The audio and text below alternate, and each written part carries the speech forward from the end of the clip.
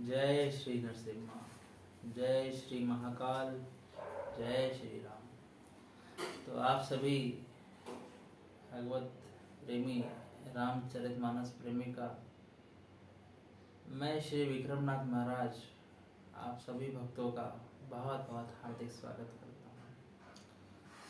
कथा शुरू करने के पूर्व हमारे परम आराध्य परम पूज्य भगवान श्री लक्ष्मी नरसिंह के चरणों में कोटि कोटि वंदन प्रार्थना करते हैं, जिनके बारे में कहा गया है कि उग्रम वीरम महाविष्णुम ज्वलंतो सर्वतो मुखम नरसिंहम विष्णुम भद्रम मृत्यु मृत्यु नमाम्यहम्। और हमारे करुणा के सागर, करुणा के दीन दयाल भगवान महाकाल माता पार्वती के चरणों में कोटि कोटि वंदन प्रार्थना करते हैं। कर्पूर गौरम करुणावतारम संसार सारम भुजगेन्द्रहारम सदा वसंतम हृदयारविंदे भवम भवानी सहितं नमामि, भवं भवानी सहितं नमामि, भवं भवानी सहितं नमामि। सर्वमंगल मांगल्ये शिवे सर्वाधि साधिके शरण्ये त्र्यंबके गौरी नारायणी नमोस्तुते, नारायणी नमोस्तुते, नारायणी नमोस्तुते। ये तत्व कांचन गौरांगी श्री राधे वृंदावनेश्वरी वृषभानु सुते देवी प्रणमामि हरिप्रिये, प्रणमामि हरिप्रिये, प्रणमामि हरिप्रिये। कि हे कृष्ण करुणा सिंधु दीनबंधु जगतपते गोपेश गोपिका कांत राधा कांत नमोस्तुते, राधा कांत नमोस्तुते, राधा कांत नमोस्तुते। ये वांछा कल्पतरुभ्यश्च कृपा सिन्धुभ्येव च पतितानां पावनेभ्यो वैष्णवेभ्यो नमो नमः, वैष्णवेभ्यो नमो नमः, वैष्णवेभ्यो नमो नमः। ओम श्री सीताराम लक्ष्मण नरसिंहदेव भगवान की जय, श्री श्री हनुमान जी महाराज की जय, श्री श्री दत्तात्रेय नवनाथ महाराज की जय। ये राधे मेरी स्वामिनी, मैं राधे चुकदास, जन्म जन्म मोहे दीजियो श्री वृंदावन वास, श्री वृंदावन वास, श्री वृंदावन वास।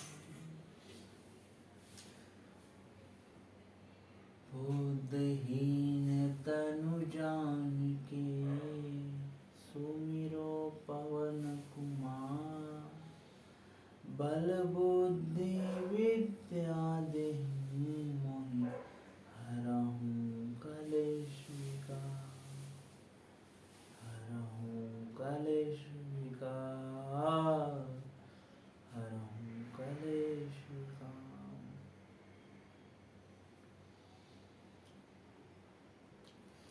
तो जय श्री नरसिम्हा। आप सभी दिव्य भक्तों का बहुत बहुत हार्दिक स्वागत है।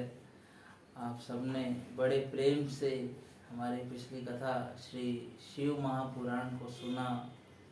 कई लोगों ने फ़ोन किए, कई लोग मिलने आए। ये सब मेरे भगवान नरसिंह की बहुत अद्भुत कृपा है कि आप जैसे भक्तों का आशीर्वाद मुझ दास पर है, क्योंकि वक्ता और श्रोता, वक्ता के ऊपर श्रोता का आशीर्वाद होना बहुत जरूरी है। हम आपको कुछ कथा सुना रहे हैं तो आप सभी भक्तों का मुझ पर आशीर्वाद बना रहे, ऐसा मुझे आशीर्वाद दीजिए। देखिए, बिन हरि कृपा मिले नहीं संता, तुलसीदास जी बहुत अच्छी बात कहते हैं रामचरितमानस में कि जब तक भगवान के भक्तों की कृपा नहीं होती, भगवान के भक्त जब तक नहीं मिलते तब तक भगवान नहीं मिलते। तो भगवान अपने भक्तों के अधीन है, अहम भक्त पराधीना, भगवान अपने भक्तों के साथ में रहते। तो जहां भक्तों तक पहुंचने का रास्ता मिल जाए तो भगवान तक पहुंचना बहुत ही सरल है, बहुत ही आसान है। विश्व में भगवान की लीलाओं को समझना बहुत ही आसान है, परंतु भगवान के भक्तों को सुनना, उनको समझना बहुत ही मुश्किल है। क्यों?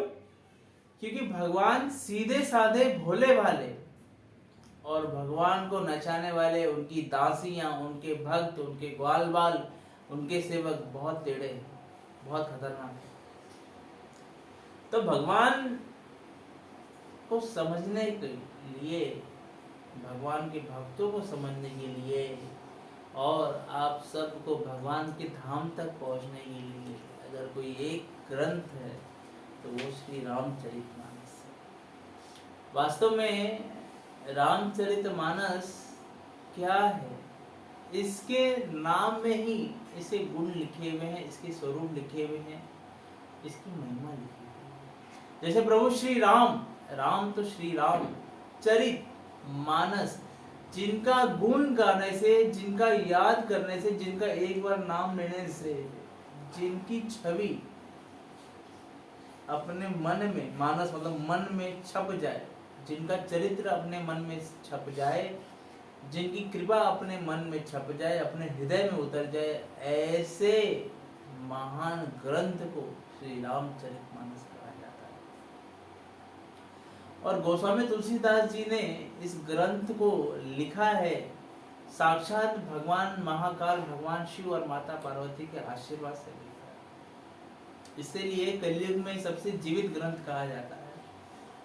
और गोस्वामी तुलसीदास जी महाराज ने जब ये ग्रंथ को लिखना शुरू किया तो इस ग्रंथ में कई तरह की स्तुति लिखी गई।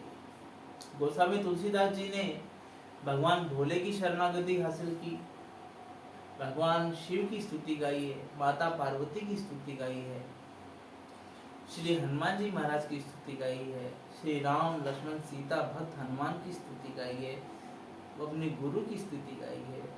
तो ये एकमात्र ऐसा ग्रंथ है जहाँ पे हम सीखते हैं कि सबकी चरण वंदना करना चाहिए, सबको इज्जत देना चाहिए, क्योंकि हमारे राम सबको इज्जत देते हैं, सबको रिस्पेक्ट देना चाहिए। तो बड़ा अद्भुत ग्रंथ है। और गोस्वामी तुलसीदास जी बहुत अच्छी बात लिखते हैं कि जिस तरह भगवान में इतना वैभव है, भगवान में इतनी शक्ति है, भगवान में इतनी संपदा है, ठीक उसी तरह भगवान के नाम में ऐसी ताकत है। भगवान और भगवान के नाम दो परस्पर एक ही चीज है, दो अलग चीज नहीं है। जो व्यक्ति भगवान का नाम हासिल कर लेता है, जो भक्त भगवान के शरणागति हो जाता है, जो भक्त भगवान के जीवों को उद्धार करने के लिए अपने जीवन में राम को उतार लेता है, राम नाम की महिमा को उतार लेता है, ऐसा भक्त श्री राम के चरण में हमेशा समाहित रहता है। जैसे हनुमान जी महाराज स्वयं श्री राम की सबसे करीब भक्त अगर है तो श्री हनुमान जी महाराज है, क्योंकि हनुमान जी महाराज ने हर वक्त चरण वंदना की है। जैसे माता लक्ष्मी विश्व में सबको संपदा देती है, धन देती है, शक्ति देती है। क्यों, कैसे देती है? क्योंकि माता लक्ष्मी 24 घंटा अपने पति की सेवा में है, माता नारायण की सेवा में है, जिसके वजह से माता लक्ष्मी के पास इतना बड़ा वैभव है। ठीक उसी तरह प्रभु श्री राम के सारे काम काज को सफल करने के लिए सारे काम को बढ़ाने के लिए श्री भगवान महाकाल ने, भगवान भोलेनाथ ने त्रेता युग में श्री हनुमान जी का रूप धारण किया। तो हनुमान जी की क्या महिमा है? जो व्यक्ति हनुमान जी के चरण पकड़ता है वो सीधे साक्षात प्रभु श्री राम के चरण पकड़ लेता है। क्यों? क्योंकि राम तक पहुंचने में सबसे सदा सहाय श्री हनुमान जी महाराज है। तो गोस्वामी तुलसीदास जी ने हनुमान जी की बड़ी वंदना की है, बहुत वंदना की है। तुलसीदास जी ने सबकी वंदना की है। तो आइए समझते कि रामचरितमानस लिखा क्यों गया है और रामचरितमानस पढ़ने के क्या लाभ है, क्या महात्म्य है। जैसे आप अगर कोई पढ़ाई कर रहे हैं, मान लीजिए आप मेडिकल साइंस में हैं, आप डॉक्टर बनना चाहते हैं, तो डॉक्टर बनने के पहले आपको पता तो होना चाहिए कि उस कोर्स का क्या फायदा है, क्या नुकसान है, आप कितना कमाएंगे, खुश रहेंगे, नहीं रहेंगे। ठीक उसी तरह ये रामचरितमानस की क्या महिमा है, इस महिमा को समझना भक्तों बहुत जरूरी है। इसकी महिमा क्या है, आप आइए श्रवण करते हैं। गोस्वामी तुलसीदास जी लिखते हैं कि मैं आज जो इतना बड़ा ब्राह्मण बना हूँ, ये ब्राह्मण तो मुझे मिला है तो श्री हरि नारायण भगवान राम की कृपा से मिला है। और भगवान के नाम में ऐसी ताकत है कि वाल्मीकि जी राम जन्म के पहले ही सारी रामायण को लिखते हैं। वास्तव में भगवान की नाम की क्या महिमा है ये हम रामचरितमानस से समझना चाहिए कि वाल्मीकि का असली नाम रत्नाकर है, जो बहुत बड़े डाकू थे, बहुत बड़े लुटेरे थे, बहुत बड़े पापी थे, जीवों की हत्या करते थे, डाकू के साथ डकैती करते थे, लोगों के गहने चुरा लेते थे, लोगों को जान से मार देते थे और पशु पंछियों को तड़पा तड़पा के मार के खाते थे और अपने जो परिवार वाले थे उनको खिलाते थे। देखिए ऐसी आगामी डाकू के चरित्र जब हम सुनते हैं तो हमें ऐसा लगेगा मन में कि ऐसा व्यक्ति क्या कभी भगवान के धाम जा सकता है या कभी भगवान को प्राप्त कर सकता है? बिल्कुल नहीं। पर ये राम नाम की महिमा है, जो रत्नाकर जैसा डाकू भी एक बहुत बड़ा संत बने, वाल्मीकि बने। एक बार नारद जी महाराज उस रास्ते से गुजर रहे थे और देखा कि रत्नाकर कई लोगों के शिकार कर रहे। तो नारद जी ने पूछा कि आप जो इतने लोगों का शिकार कर रहे हैं, क्या आपको इसका पाप नहीं भोगना पड़ेगा? तो वो हंसने लगा, क्योंकि अधर्मी को पाप और पुण्य क्या, अधर्मी को तो धन से वैभव से मतलब है। नारद जी ने प्रश्न घुमा के पूछा। देखिए कभी कभी ना सीधे सवाल हम जब करते हैं ना तो व्यक्ति सही जवाब नहीं देता, तो सवाल को थोड़ा घुमा के पूछना पड़ता है। तो नारद जी ने कहा कि आप एक काम करो, आप जो इतनी हत्या कर रहे हो, आपके शरीर पर जो माला है, वैसे रत्नाकर डाकू जितने भी लोग की हत्या करते थे, मारते थे, तो उनके हाथ की उंगलियों को काट के उसकी सुई में माला पिरो के पहना करते थे। ये इतने बड़े डाकू थे, इतने बड़े लुटेरे थे। तो नारद जी ने कहा कि एक काम करो, आप घर में ये पूछ के आओ कि आप जो इतना बड़ा पाप कर रहे हो, इस पाप में क्या आप सहभागी हो? इस पाप का जो मुझे फल मिलेगा, मुझे नरक में जाना पड़ेगा, मुझे भोगना पड़ेगा, मुझे बहुत सारी यातनाएं सहनी पड़ेंगी, क्या आपका परिवार भी आपको साथ देगा? तो रत्नाकर डाकू ने कहा क्यों नहीं देंगे, मैं इतना शोर शराबा कर रहा हूँ, इतने लोगों का वध कर रहा हूँ, इतना डकैत कर रहा हूँ, इनके वजह से तो मेरा परिवार चलता है, मेरे परिवार इसी की वजह से तो खाना खाते हैं, जरूर सहभागी होंगे। फिर भी नारद जी ने कहा कि एक काम करो, तुम जाके पूछ के आओ, मैं यहीं पे खड़ा रहूंगा। तो रत्नाकर दौड़ा, सबसे पहले सबसे ज्यादा प्यार अपने बच्चे से करता था। तो बच्चे को पूछा कि हे बालक, मैं तुम्हारे लिए इतने लोगों का वध करता हूँ, इतने लोग को मारता हूँ, इतने लोगों की जीव हत्या करता हूँ, उनकी संपदा से ही तुम खाना खाते हो, मैं नरकगामी हूँ, मुझे भोगना पड़ेगा, तो क्या तुम मेरे भोगने में साथ दोगे? तो उनके बेटे ने बड़ा सुंदर कहा कि पिताश्री, ये तो आपका कर्तव्य है, तो आपको करना ही है, आपने मुझे जन्म दिया है, तो आपका तो ये कर्तव्य है, आपको तो पालन पोषण करना ही है, तो मैं इसमें सहभागी कैसे हो सकता हूँ? फिर वाल्मीकि जी ने सोचा चलो ये तो बच्चा, ये बालक है, इसे क्या समझ है।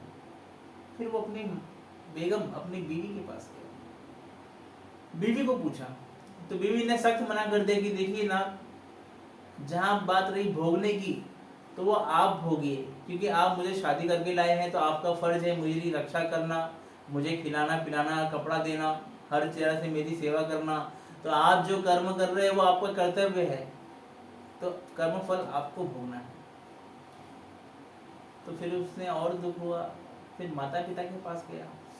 माता पिता ने भी साक्षात कर दिया कि देख बेटा, तुझे बड़ा करने तक हमने बहुत ही मेहनत की है, अपना पेट काट काट के तुझे पाला है, पोसा है, बड़ा किया है।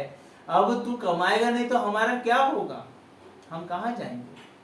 तो तेरा फर्ज है, तुझे तेरा कर्तव्य पूरा करना है, और जो ये तू पाप कर रहा है इसका सहभागी तू ही है, हम नहीं।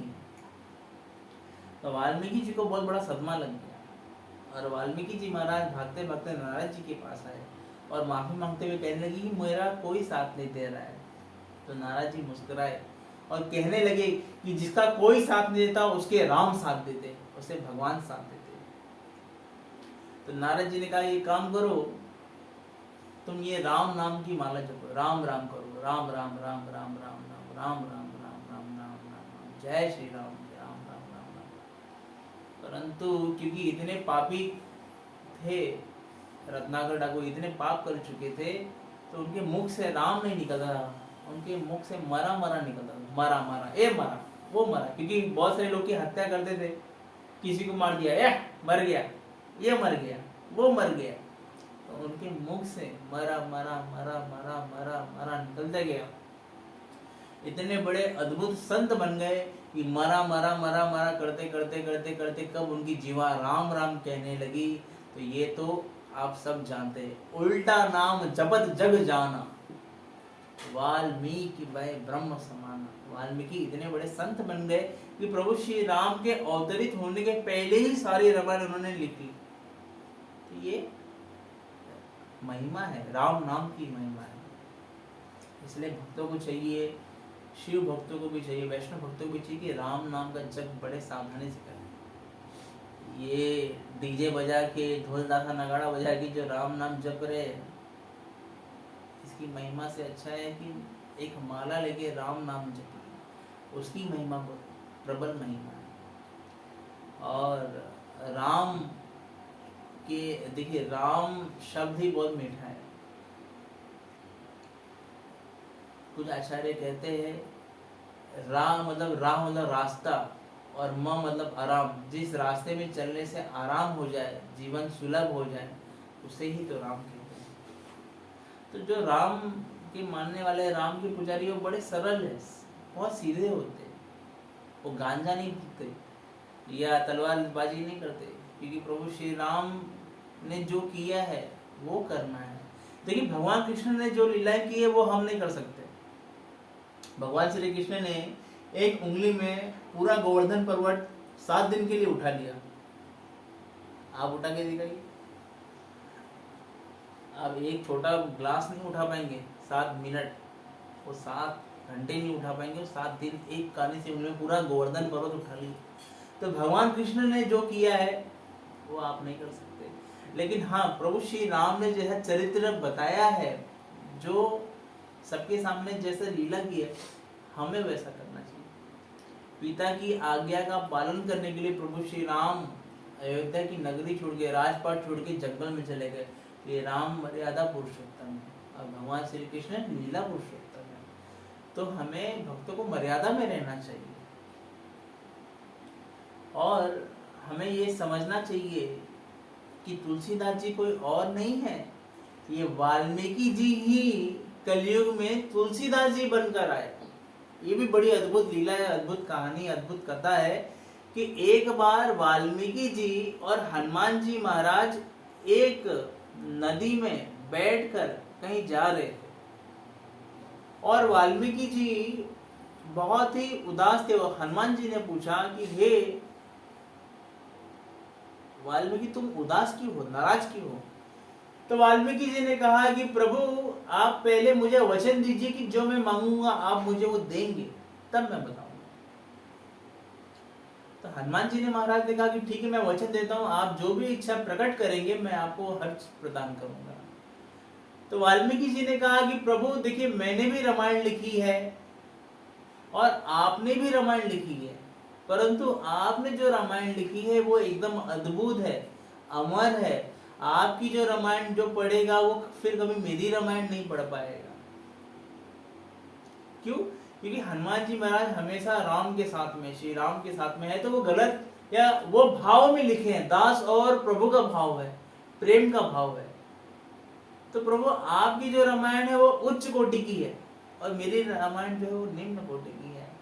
तो हनुमान जी महाराज बोले कि प्रभु जिस लीला करते हैं वो उच्च और निम्न नहीं होता है, भगवान की सारी लीलाएं दिव्य है। जन्म कर्म च मैं दिव्यम व्याहम भक्ति तत्वतः तक्ता जन्म पुनर्जन्मम नैव मामच अर्जुन। मतलब जो व्यक्ति भगवान के नाम को जपता है, भगवान के कर्म को पहचान लेता है, जन्म को पहचान लेता है, उनके दिव्य शक्तियों को पहचान लेता है, वो इस धाराधाम पे वापस नहीं आता, क्योंकि भगवान की लीलाएं दिव्य है, प्रबल है, तो उसमें ऊंच और नीच कुछ नहीं होता। फिर भी उन्होंने, वाल्मीकि ने कहा कि प्रभु अगर आपको देना है तो मुझे ये वचन दो कि आप अपनी रामायण को बहते हुए पानी में, समंदर में डाल दोगे। तो हनुमान जी बड़े दुखी हो गए, क्योंकि वचन दिए थे। तो हनुमान जी महाराज ने अपने लिखी हुई रामायण को बहते हुए पानी में, समंदर में डाल दिया और उन्होंने वाल्मीकि को श्राप दिया कि हे वाल्मीकि, मैं चाहूं तुम्हें श्राप देता हूं कि तुम्हारी जो बुद्धि है वो कलयुग में रहने वाली जीवों, असुरों की तरह हो गई है। जाओ, मैं तुम्हें श्राप देता हूं कि तुम्हारा वापस पुनर्जन्म होगा, तुम वापस जन्म लोगे और तुम वापस वही रामायण लिखोगे जो रामायण मैंने पानी में फेंक दिया है। तो वाल्मीकि ही तुलसीदास जी बन के प्रकट हुए। तुलसीदास जी जब प्रकट हुए तो अपनी माता के गर्भ में 12 महीना थे। उनकी पिताजी का नाम आत्माराम दुबे था, वो वेद पाठी बहुत अच्छे ब्राह्मण थे। परंतु जब तुलसीदास जी प्रकट हुए तो तुलसीदास जी के 32 के 32 दांत थे, और वो जब प्रकट हुए, जब पैदा हुए, तो उन्होंने एक ही शब्द कहा, राम। और उनकी जो शारीरिक बॉडी थी वो 5 साल के बच्चे की तरह थी। 5 साल मतलब किसको कहते, 5 साल, एक नवजात शिशु और 5 साल में बहुत जमीन आसमान का फर्क है। तो 5 साल के बच्चे की तरह प्रकट हुए। तो ये देखकर उनकी माता ने और उनके पिता बड़े शोकाकुल हो गए कि अरे ये कैसा बालक प्रकट हुआ है। तो दुनिया को मालूम ना पड़े करके उनकी माता जी ने अपने बालक को एक दासी को सौंप के उसे ससुराल भेज दिया। कुछ क्षणों में वो उनकी माता जी चल बसी, भगवान के धाम चली गई। अब दासी जब तक जिंदा थी तब तक सेवा की। एक जमाना, एक दिन ऐसा दासी मर गई और तुलसीदास जी 5 साल के हो गए। 5 साल के होने के बाद कोई उन्हें खाना पानी नहीं देता था। देखिए, जब तक माता पिता रहते हैं तो बच्चों को बहुत संभालते, एक छतरी की तरह रहते, कितनी भी बारिश आ जाए, ऊन हो जाए, गर्मी हो जाए, अपने बच्चों को संभालते। परंतु जिसके माता पिता नहीं है वो कितने परेशान हो जाते। तो गोस्वामी तुलसीदास जी 5 साल के बच्चे बहुत परेशान थे, घर घर भिक्षा मांगने लगे। तो जगत के नाथ भगवान भोलेनाथ और माता पार्वती को यह हालत देख के बड़ी दया आ गई। तो माता पार्वती स्वयं गोस्वामी तुलसीदास जी को दूध पिलाने के लिए, खाना खिलाने के लिए एक ब्राह्मण पत्नी की वेश में आने लगी। देखिए, ये माता पार्वती है। कभी भी अगर किसी भक्त को कोई तकलीफ है, कोई परेशानी है, कोई बीमारी है, कोई बला है, कोई बंदिश है, कोई जादू है, कोई भी किसी भी तरह से कोई भी तकलीफ हो, माता पार्वती देख नहीं पाती है, स्वयं हाजिर हो जाती है। तो माता पार्वती ने उसे कई सालों तक दूध पिलाया। तो लोगों ने देखा कि कई साल हो गए फिर भी ये बच्चा जी कैसे रहा है, बच्चा खा कैसे रहा है, बच्चा पी कैसे रहा है। फिर एक दिन ये भेद खुला कि माता पार्वती ही इसे सिखा रही है, पाल पोस के बड़ा कर रही है। देखिए कितने बड़े संत है, जिसकी सेवा, जिसकी प्रतिष्ठा खुद माता पार्वती भगवान भोलेनाथ बना रहे। ऐसे संत है इस भारत के भूमि पर। फिर कुछ साल व्यतीत हुआ, तुलसीदास जी की शादी हुई। तुलसीदास जी की शादी होने के बाद उनकी बेगम का एक बहुत दिलचस्प वाकया है जो आप सब जानते हैं, बहुत अच्छा प्रसंग है। कि एक बार उनकी जो धर्मपत्नी थी वो मायके चली गई और तुलसीदास जी रह नहीं पाए, तो भयंकर बारिश में भागते दौड़ते दौड़ते दौड़ते नदी पार करते करते करते अपने ससुराल पहुंच गए। तो जब इतनी तेज वर्षा में, इस भयंकर तूफान में उनकी धर्मपत्नी ने देखा अपने पति तुलसीदास जी को, तो बहुत फटकार लगा कि हे तुलसीदास तुम यहाँ पर आए कैसे। वैसे तुलसीदास जी का नाम तो बाद में तुलसी पड़ा, पहले नाम उनका राम बोला था, क्योंकि वो पहला शब्द राम बोले, इसके लिए उनका नाम राम बोला रखा गया। तो राम बोला तुम यहाँ पे आए कैसे। तो राम बोला, तुलसीदास जी बड़े खुश होकर बोले, अरे देवी तुमने ही तो मेरा सारा व्यवस्था किया। सारा व्यवस्था किया कैसे किया। तो जैसे नदी में मैं आया तो एक बहती हुई चीज नाव थी, मैं उसके ऊपर बैठकर यहाँ तक आया, और तुमने ही तो जटाएं, तुमने ही तो रस्सी नीचे तक लटकाई, तो मैं रस्सी पकड़ के ऊपर तक आ गया। तो जब उनकी बीवी बाहर आई तो देखी तो एक लाश पड़ी हुई थी, लाश के ऊपर बैठ के तैरते तैरते तैरते तैरते तो राम बोला माए ससुराल आए थे। और जो रस्सी थी वो रस्सी और कोई नहीं, वो साक्षात सर्प थे, नाग थे, वो भी विषैले थे। तो उनकी बीवी ने बहुत बहुत डांटा, बहुत चिल्लाया और बोला, अरे इतनी आसक्ति तुम्हारी मुझ इस देह में है जो नश्वर होने वाला है, तुम इस आसक्ति को छोड़ के अगर इतना मन इतना भजन तुमने प्रभु श्री राम का किया होता तो आज तुम भगवान के धाम चले गए होते। आज तुम ये सारे रोग से, मोह माया से दूर हो गए, सारी परेशानी से दूर हो जाते। बस इतना ही बोलना था। राम बोला को अपनी बचपन की यादें ताजा हो गई, राम बोला को अपनी स्मृति आ गई, और राम बोला सारी चीजों को छोड़ के भगवान की नगरी अयोध्या की तरफ चले गए। और उन्होंने सन्यास की दीक्षा धारण की। सन्यास की दीक्षा धारण करने के बाद आपने काशी आए, और काशी आने के बाद भगवान श्री महाकाल ने प्रकट होके उन्हें कहा कि तुम रामायण को अवधी भाषा में लिखो, क्योंकि रामचरितमानस पहले संस्कृति में लिखी जा रही थी और हर दिन संस्कृति में लिखते थे तुलसीदास जी, और हर दिन वो चोरी हो जाती थी, गायब हो जाती थी। तो भगवान शिव स्वयं प्रकट होकर उन्हें आदेश दिए कि आप अब जो लिखोगे वो अवधी में लिखोगे, जिस भाषा में प्रभु श्री राम कहते हैं। तो तुलसीदास जी ने इसी रामायण को, इसी रामचरितमानस को लिखा है।